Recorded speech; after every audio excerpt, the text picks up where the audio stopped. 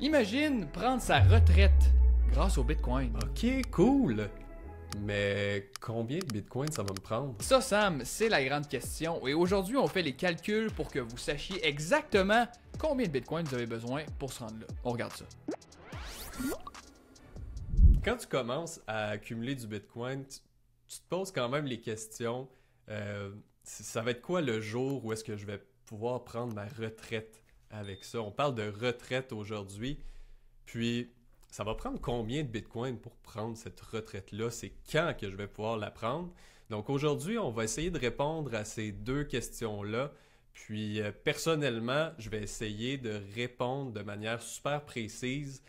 Combien de Bitcoin pour prendre une retraite dans 5 ans? Combien ça va te prendre dans 10 ans et combien dans 20 ans? Donc, je pense que ça va donner une bonne idée aux gens. Ils sont rendus où un peu dans leur processus. Puis, bien sûr, je vais avoir tous les chiffres qui vont venir appuyer ces calculs-là. Mais avant ça, Ben, je pense que tu voulais clarifier quelque chose.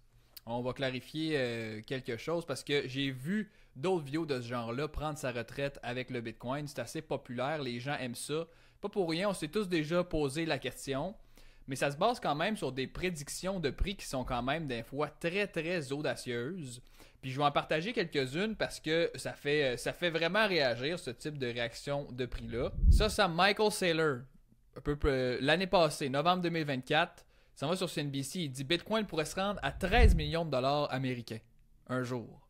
OK? Mhm. Une autre personne assez connue dans l'écosystème, Katie Wood, qui dit 1,5 million par Bitcoin en 2030. Et même Fidelity a déjà déclaré que même Bitcoin pourrait valoir 1 milliard en 2038 selon un scénario ultra optimiste. 1 milliard.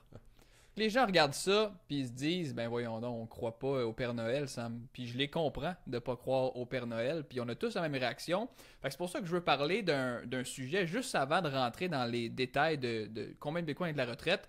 Je veux parler de l'hyper-bitcoinisation, okay, qui est un terme en anglais qui a été qui existe depuis peut-être 2013-2014. C'est cette idée-là que le Bitcoin va avaler, si on veut, va absorber la valeur de tout dans le monde et des autres monnaies. Puis c'est quoi ça l'hyper-bitcoinisation? C'est cette idée-là qu'un jour, tout va être mesuré en sats et en bitcoin. La valeur des choses va être mesurée en bitcoin. On va s'échanger des bitcoins pour acheter à peu près tout ce qu'on a besoin. Puis c'est un peu ça la suite logique du bitcoin. T'sais, on se dit, une bitcoin, c'est une nouvelle monnaie. Ben, c'est sûr que la suite de ça, ben, c'est qu'on se mette à l'utiliser, à la dépenser, puis qu'on se mette à être payé en bitcoin, right? C'est vraiment quelque chose qu'on vise, qui va arriver un jour. C'est pour ça qu'il y a des investisseurs qui croient en le Bitcoin comme technologie puis comme innovation, si on veut. Tu vas à l'épicerie puis tu achètes tes carottes en Bitcoin. Les carottes sont exprimées en Bitcoin. Fait que tu fais tout avec ça, dans le fond. Exactement. Okay. Puis, les gens ne comprennent pas les conséquences que ça a. Puis c'est pour ça que des prédictions de prix dans ce sens-là, qu'on vient tout juste de parler, ont l'air complètement absurdes et étranges. Parce que du moment que Bitcoin se met à absorber la valeur de tout et de toutes les autres monnaies, ben ça devient maintenant l'unité de mesure pour mesurer la valeur des choses. Donc cette idée-là, c'est au fur et à mesure que Bitcoin absorbe des choses, ben il va y avoir un jour un point de non-retour. Où est-ce qu'il y aura un point où est-ce qu'on ne mesure plus vraiment la valeur d'un Bitcoin en dollars, mais on va mesurer la valeur des choses en Bitcoin. Puis quand on parle d'un prix, par exemple, à 13 millions à la Michael Saylor, ben les gens ne réfléchissent pas à se dire si un Bitcoin vaut 13 millions de dollars américains, mais Bitcoin est tellement rendu énorme comme classe d'actifs, c'est tellement rendu important, c'est presque partout dans le monde, on voit des signes qui acceptent le Bitcoin presque partout. Ben, en ce moment-là, il y aura probablement plus de gens ou égal qui vont se dire c'est pas Bitcoin qui vaut 13 millions.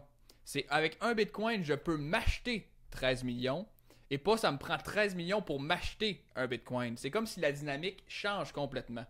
Fait que ces genres de prédictions de prix-là ont vraiment l'air irréalistes, mais dans un monde où est-ce que Bitcoin prend plus de place puis devient le leader de la monnaie du futur comme on nous le dit, ben c'est Bitcoin t'achètes des choses. C'est plus vraiment une question de vendre ces Bitcoins. C'est tu veux des bitcoins parce que ton pouvoir d'achat augmente puis ça devient vraiment l'unité de mesure de tout le monde. Fait que je voulais juste parler de ça pour mettre un peu de contexte parce que à première vue, ben ce genre de prix-là ont l'air absurde, mais c'est en considérant pas le point de non-retour où est-ce que on aura vraiment un jour où est-ce que, OK, la balance switch, c'est plus les dollars qui comptent, c'est la quantité de bitcoin. Ben oui. Puis, c'est très bon ce que tu amènes parce que aussi, il faut penser à tant que le bitcoin est exprimé en dollars, par exemple, en monnaie fiat, mais il n'y a pas vraiment de limite où est-ce que le prix peut aller. Parce qu'il n'y a pas de limite où est-ce que le gouvernement peut imprimer plus de billets de dollars, par exemple. C'est ça. Donc, c'est ça aussi à prendre en tête, à avoir en tête. Tu mentionnais justement les prédictions qu'il y avait un peu folles, la prédiction de Michael Saylor. Puis je vais te montrer un peu quelques slides que j'ai préparés qui va vraiment break down un peu là, avec des chiffres concrets, comment une prédiction comme ça peut se concrétiser dans le futur. Puis ça va m'amener à parler justement de combien de bitcoins sont nécessaires là, pour prendre une retraite dans le futur. Il faut savoir des trucs pour déterminer là, combien de bitcoins tu as besoin pour une retraite. Il faut que tu saches quelques informations, dont l'âge. Tu as quel âge? Donc, on va prendre quelqu'un de 30 ans qui a une espérance de vie, là, on va dire, jusqu'à 100 ans. Ben, on va vivre jusqu'à 100 ans. Donc, ça, c'est des informations qu'il faut avoir. Puis, l'argent nécessaire que ça va te prendre à la retraite. Donc, ça peut varier vraiment d'une personne à une autre. Là. Il y a des gens que ça va leur prendre 100 000 $ pour vivre à la retraite. Il y en a d'autres, ça va leur prendre 25 000. Mais pour le bien de la cause, j'ai pris un peu le revenu moyen là, d'un Québécois qui est de 50 000 $. Puis la dernière chose qu'il faut savoir, en fait, c'est le prix du Bitcoin. Dans le temps, ça, on ne le sait pas encore, mais il faut le déterminer là, si vraiment on veut savoir combien de Bitcoin ça nous prend dans le futur. Donc, dans 5 ans, dans 10 ans, dans 20 ans, quel sera le prix du Bitcoin? C'est une chose assez difficile là, à prédire. Personne ne le sait, sinon ça serait trop facile, Belge. Donc, on va essayer de déterminer quand même, ça va être quoi le prix dans 5 ans, ça va être quoi le prix dans 10 ans, ça va être quoi le prix dans 20 ans. Puis, pour faire ça, je me base un peu sur une présentation qui a lieu il y a 1 an. C'est Michael Saylor qui a présenté ça à la conférence annuelle là, du Bitcoin à Nashville. Ouais. Il a partagé ce tableau-là qui est le total des actifs en ce moment dans le monde. Puis j'attire ton attention à ce chiffre-là, Belge. Ouais. Donc, 900 trillion en anglais, qui est billion en français. Ça, c'est le total des actifs qu'il y a dans le monde, c'est 900 billions. C'est divisé avec l'immobilier ici à 330 billions. C'est divisé en obligations, en actions, en argent, en auto et des articles de collection, l'or avec un O. Puis il y a Bitcoin qui représente 1 billion. On est à peu près à 1,7 billion en ce moment, qui est une très petite partie là, des actifs total. On dirait une goutte d'eau dans l'océan. C'est ça, en plein ça. Donc, c'est même pas 0,1% là, de tous les actifs qu'il y a dans le monde. Puis lui, il nous projette en 2045 qu'est-ce que pourrait avoir l'air un peu cette situation-là de tous les actifs qu'il y a dans le monde. Puis en 2045, ce qui nous montre, je te ramène vers ce fameux chiffre-là. On est rendu à 4000 billions de dollars en actif total mondial. Comment il a fait pour aller chercher ce montant-là? C'est que au courant des 10 dernières années, la quantité d'argent qu'il y a dans le monde augmente à un rythme d'à peu près 7 à 8% par année. Donc, si on prend cette augmentation-là, puis on le met à les 20 prochaines années, ben, on atteint ce montant-là des 4000 billions. Donc, on voit que tout a augmenté, dont le Bitcoin qui serait rendu à 280 billions de capitalisation. Puis on parle de 20 ans aussi. Là, imaginons-nous, il y a 20 ans, en 2005, on parlait même pas des Facebook, on parlait même pas de tout ce que l'Internet pouvait nous apporter. Fait que là, on est en 2025, puis là, on est en 2045. Fait que je pense que c'est un parallèle qui peut au moins imager un peu là, la situation avec Bitcoin. Exactement. Donc, avec une capitalisation de 280 billions, ça nous permet un peu d'établir un prix du Bitcoin dans 20 ans. Puis, ce prix-là serait de 19 millions de dollars canadiens, donc 13 millions US. Puis, il faut se plonger aussi en 2045. Donc, ça serait 7% de la capitalisation mondiale. Ça ne serait pas 50%, ça ne serait pas 100% de la capitalisation. Ça reste quand même une petite partie de la capitalisation mondiale belge. Puis, en 2045, c'est pour te montrer à quel point il va y avoir peu d'offres supplémentaires de Bitcoin. Il y aurait moins de 0,1 Bitcoin miné par bloc. Ça, c'est fou. Donc, tu regardes ça, là, sur une année, il y aurait presque plus de Bitcoin supplémentaires là, qui arrivent sur le marché. Donc, c'est pour dire à quel point l'offre va être limitée là, dans 20 ans. Ensuite, si on veut déterminer le prix dans 5 à 10 ans, ça, c'est un petit peu plus compliqué. Je suis allé voir le rendement de Bitcoin dans les 10 dernières années.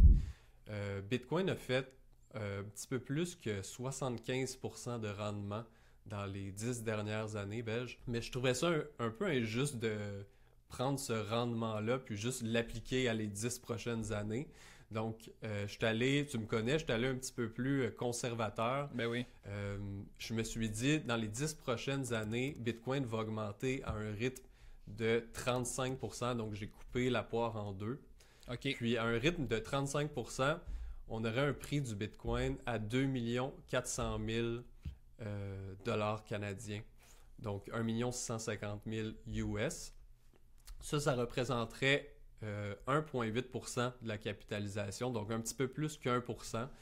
Ça ne prendrait pas trop de place encore parmi la capitalisation mondiale. Il ne faut pas oublier que là, en 2035, il va y avoir 99% des bitcoins qui vont être minés. Donc, je parlais de l'offre tantôt, là. Ben, en 2035, 99% des bitcoins sont minés. Le prochain 1% va se faire seulement dans les 100 prochaines années après ça. Puis dans le 5 ans, un peu le même concept. Donc à 35% par année, on obtiendra un prix de 540 000 $. C'est le début de l'adoption des entreprises. Il y a des pays qui s'y intéressent aussi. Donc ça pourrait effectivement être plus s'il y a plus d'adoption. Mais si on suit cette courbe-là, là, on obtiendrait ce prix de 540 000. Bitcoin ne serait même pas à 1% de toute la capitalisation. Donc, ça reste quand même assez conservateur comme chiffre, je pense. Ça nous amène à la question qu'on se pose aujourd'hui, Belge. Combien de Bitcoin ça va nous prendre pour espérer une retraite, soit dans 5, dans 10 ou dans 20 ans? Puis pour ça, j'utilise la règle du 4%, qui est une règle assez reconnue là, en termes de planification de retraite. Je te l'explique là, super rapidement. La règle du 4%, en fait, c'est si tu prends 4% de tes actifs, que tu retires 4% de tes actifs par année, ça te permettrait en fait de ne pas toucher à ton capital. Donc, tu ferais seulement vivre là, sur les intérêts que tu fais de tes actifs. Par exemple, quelqu'un qui a un fonds équilibré qui génère 7 à 8% par année, ben, en retirant seulement 4%, ça te permet justement de retirer un montant d'argent que tu as besoin pour ta retraite sans avoir à toucher à ton capital. Je ne sais pas si tu comprends un peu. Oh, oui. Donc, c'est un peu ça, cette règle-là. C'est sur ça que je me suis appuyé. Il y a des gens plus conservateurs qui vont vouloir utiliser 3%, 2% par exemple. Il y en a un petit peu plus peut-être risqués qui vont vouloir aller plus vers du 5, du 6. Je suis allé pour du 4. Je te parlais du revenu de 50 000 tantôt qu'on va avoir besoin pour notre retraite. Ben, ajusté à l'inflation dans 5 ans, c'est un revenu de 55 000 $ que tu vas avoir besoin. Donc, avec la règle du 4%, l'argent nécessaire pour ne pas que tu ailles à toucher à ton capital va être de 1 375 000. On parlait du prix du Bitcoin qu'on a établi à 540 000. Ça nous amènerait à 2,55 Bitcoin nécessaires pour prendre une retraite dans 5 ans. Faut travailler fort. Il faut travailler fort. C'est quand même un bon montant accumulé. Oh oui. Maintenant, dans 10 ans, le revenu qu'on aura besoin va être de 61 000 avec l'inflation. Donc, pour un montant de 1 525 000, avec la règle du 4%, on a établi le prix du Bitcoin tantôt. Ça nous prendrait 0,64 Bitcoin. Wow!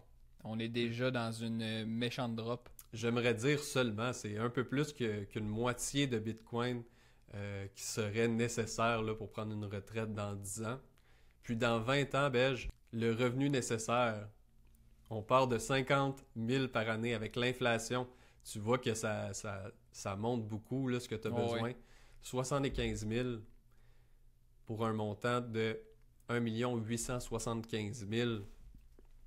Donc, ça nous prendrait un peu moins que 0,1 Bitcoin pour prendre une retraite dans 20 ans. Quand tu regardes ça doit exciter bien du monde parce que ça reste quand même assez accessible. Ben oui. Je me demande ce que tu en penses, toi, de tout ça. Ben écoute, moi, excellente présentation, vraiment très très bien fait. Puis ce qui je trouve cool, c'est que tu vois à quel point le temps est de ton côté avec Bitcoin, tu sais. Puis ça montre qu'avoir un horizon court terme avec ça, c'est vraiment pas une bonne idée parce que quand tu as un horizon long terme, ben c'est exponentiellement plus payant d'attendre. Ouais. Puis ton pouvoir d'achat soit raisonnable avant de t'en départir, ou si tu n'as jamais t'en départir, parce qu'à 19 millions canadiens ou 13 millions US, comme on disait tantôt, ben ça se peut très bien que tu puisses les dépenser, tes bitcoins, en tant que tel. Exact, c'est ça. Moi, ça serait plus la manière que je verrais ça. Tant que je ne peux pas dépenser mes bitcoins, tant que je peux pas aller, par exemple, à l'épicerie pour acheter mon sac de carottes que je parlais tantôt et les payer en bitcoin, je sais pas si je retirerais des bitcoins, mais je pense que ces calculs-là, ça donne quand même une bonne idée là, où est-ce que les gens se situent par rapport à leur processus, là, leur objectif d'accumulation. Ouais, écoute, c'est très bien fait, puis je pense que les gens doivent comprendre que on est tellement tôt avec cette affaire-là, puis c'est dur de percevoir ce jour-là où est-ce que, attends, je vais pouvoir dépenser ça des bitcoins. On regarde autour de nous, il n'y a absolument personne qui en accepte. Mais pour moi, la meilleure comparaison avec ça, c'est vraiment l'Internet. Où est-ce qu'au début des années 2000 ou même dans les années 90, est-ce que tu étais autant incité de te connecter à l'Internet quand il n'y avait pas autant de monde dessus avec qui tu pouvais communiquer et partager de l'information? Ou même dans les tout débuts de l'Internet, s'il y avait quelques personnes là-dessus, pourquoi je m'achèterais un ordi qui coûtait des milliers de dollars pour me connecter à un réseau que, dans le fond, avec qui personne je peux parler, avec qui je peux échanger de l'information? Exactement. Puis comme avec n'importe quoi de ce type de technologie-là, qui est un effet de réseau un peu, ben ça part de vraiment pas grand-chose, mais plus le réseau augmente en popularité puis en nombre d'utilisateurs, ben ça devient extrêmement dur de l'arrêter, puis c'est une recette un peu exponentielle au bout de la ligne. Absolument. Absolument. Puis là, tu sais, aujourd'hui, le sujet, on parlait de retraite, mais Bitcoin peut être pas mal plus que ça. Hein? Ça peut te servir d'outil un peu pour obtenir une liberté, que ce soit de travailler, réduire tes jours de travail. Là, tu peux peut-être travailler un 4, 3, 2 jours semaine à la place de 5. Ça peut te permettre peut-être de prendre une année sabbatique dans le futur là, pour voyager ou peu importe. C'est pour ça que n'importe quel montant de Bitcoin que tu accumules va être important, je pense, dans le futur. Puis ça, 100%. C'est des chiffres qui sont le fun parce que tu te dis, OK, ça me prend ça peut-être pour prendre ma retraite, pour arrêter de travailler, mais c'est peut-être pas mal plus que ça aussi. Là. Ça peut être un outil pour faire bien plus de choses, je pense. Pour conclure, Sam, on dit que le temps, c'est de l'argent. Mais avec Bitcoin, le temps, c'est littéralement de l'argent parce que notre temps sur Terre est limité. Il y a un jour où est-ce qu'on va mourir, qu'on sera plus là. Et Bitcoin aussi, c'est la seule monnaie qui est absolument limitée. Notre temps est absolument limité. Bitcoin est absolument limité. Puis une monnaie qui respecte ton temps, ben, va finir par faire son chemin. Et voilà, le temps n'est pas de l'argent, le temps est du Bitcoin. Je pense qu'on peut... Quelle belle citation pour conclure ça, finir la gang. là-dessus. Si vous avez apprécié ce genre de petit breakdown, laissez-nous une mention j'aime, laissez-nous savoir dans les commentaires comment vous avez trouvé ça. Puis bien sûr, abonnez-vous à la chaîne si vous aimez suivre la gang de Gen B. On suit l'évolution du Bitcoin, chaque semaine une nouvelle vidéo. Puis on est toujours excités d'entendre ce que vous avez à dire. Absolument. Puis là-dessus, on va se dire à la semaine prochaine, Belge.